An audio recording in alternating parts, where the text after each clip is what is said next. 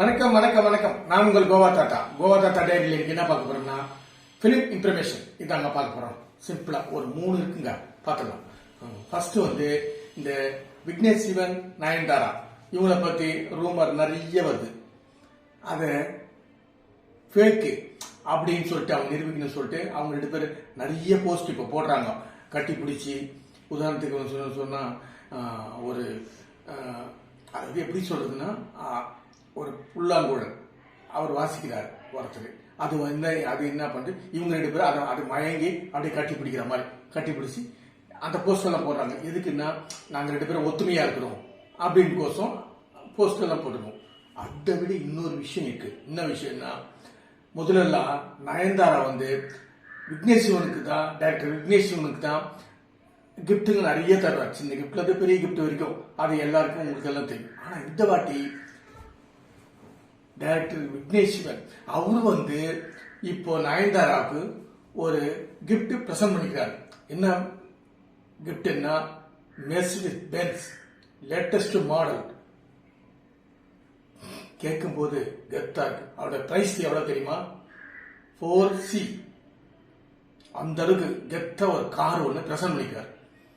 இது கேட்கும் போது ஒரு சந்தோஷமா இருக்கு. சரி, அடுத்தது வேற ஒருத்தது. அதாவது நம்ம சைரன் படம் இப்போ இல்லையா, வந்தது. ஆனா சரியா போல. அவருக்கு கொஞ்சம் இப்ப பேக்கப்பா தான் இருக்குது. யாரு, ரவிக்கு அவர் பேக்கப்பா தான் இருக்குது. அந்த படம் சரியா போல. ஆனா அவருக்கும் ஒரு கிஃப்ட் வந்திருக்கு.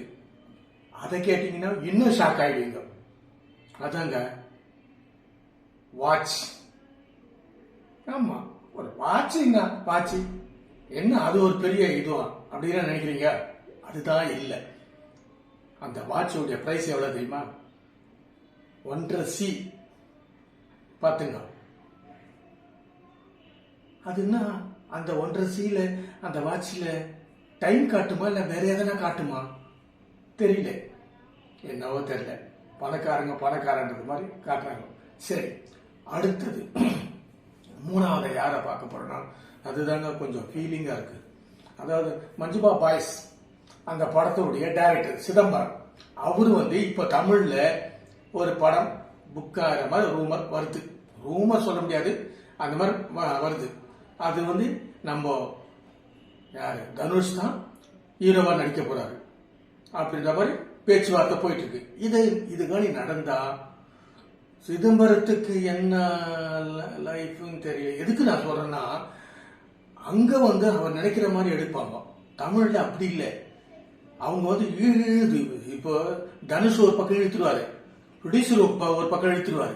இந்த மாதிரி எடுக்கணும், அந்த மாதிரி எடுக்கணும், ஒரு தருவாங்க, சுதந்திரம் தருவாங்க. சிதம்பரத்துக்கு சுதந்திரம் தருவாங்களா அப்படின்னு தெரியல. ஆனா இந்த கூட்டணி சேர்ந்து இருக்குது.